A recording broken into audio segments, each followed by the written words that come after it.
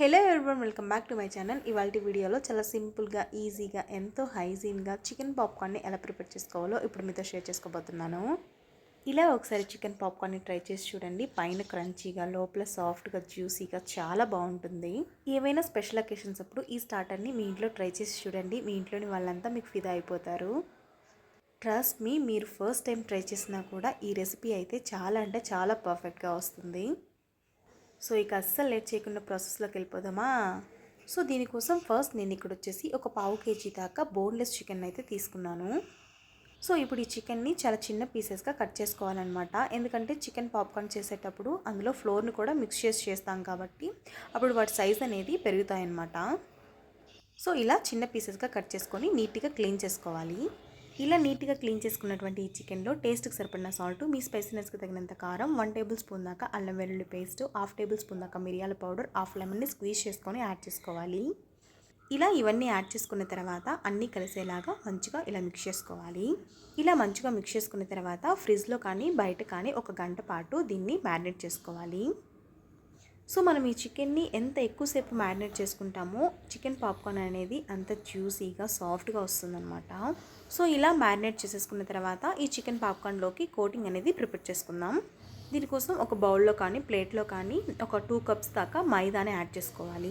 ఇలా మైదా పిండిని యాడ్ చేసుకున్న తర్వాత కొంచెం సాల్ట్, 1/2 టేబుల్ స్పూన్ దాకా మిరియాల పౌడర్ అండ్ అలాగే కొంచెం కారంని కూడా యాడ్ చేసుకొని మంచిగా మిక్స్ చేసుకోవాలి. నేను ఇక్కడ వచ్చేసి పావు కేజీ దాకా చికెన్ని తీసుకున్నానని చెప్పాను కదా. సో నాకు ఇక్కడ వచ్చేసి పావు కేజీ చికెన్కి ఒక 2.5 కప్పు దాకా మైదా అయితే పర్ఫెక్ట్గా సరిపోయింది. ఇలా మైదా పిండిని మంచిగా మిక్స్ చేసుకున్న తర్వాత మనం ముందుగా ప్రిపేర్ చేసుకున్నటువంటి చికెన్ పీసెస్ని ఫ్లోర్ తోటి ఫస్ట్ అయితే డస్ట్ చేసుకోవాలి. ఇలా చికెన్ పీస్ని మైదా తోటి కోట్ చేసుకోవాలి. ఇలా ఒక్కొక్క చికెన్ పీస్ని రబ్ చేస్తూ మైదాతోటి కోటింగ్ ఇవ్వాలి. ఇలా చికెన్ పీస్ని రబ్ చేస్తూ కోటింగ్ ఇచ్చినట్లయితే చికెన్ పాప్కార్న్ అనేది లేయర్స్ లాగా వస్తాయన్నమాట. ఇలా చికెన్కి మైదాతో కోటింగ్ ఇచ్చేసిన తర్వాత ఇప్పుడు ఈ చికెన్ని ఒక 10 సెకండ్స్ పాటు కూల్ వాటర్లో డిప్ చేసి మళ్ళీ మైదాతోటి కోటింగ్ ఇవ్వాలి. సో ఫస్ట్ అయితే మ్యారినేట్ చేసుకున్నటువంటి చికెన్ని మైదాతోటి కోటింగ్ ఇవ్వాలి. తర్వాత ఇలా మైదాతో కోటింగ్ ఇచ్చేసిన చికెన్ని ఒక 10 సెకండ్స్ పాటు కూల్ వాటర్లో డిప్ చేసి మళ్ళీ మైదాతోటి కోటింగ్ ఇవ్వాలి. ఇలా చికెన్ పీసెస్ అన్నిటికీ కోటింగ్ ఇచ్చేసిన తర్వాత ఇప్పుడు వీటన్నింటిని ఒక ప్లేట్లోకి తీసుకుందాం. ఇలా ప్రిపేర్ చేసుకున్న తర్వాత ఇప్పుడు వీటిని డీప్ ఫ్రై చేసుకుందాం.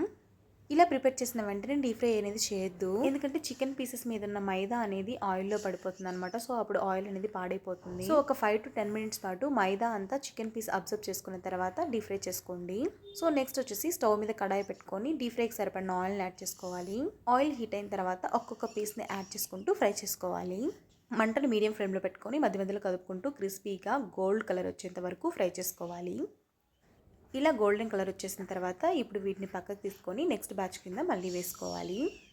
సో అంతే, చాలా ఈజీగా సింపుల్గా ఇంట్లోనే ఎంతో హైజీన్గా చికెన్ పాప్కార్న్ అయితే ప్రిపేర్ చేసేసుకోవచ్చు.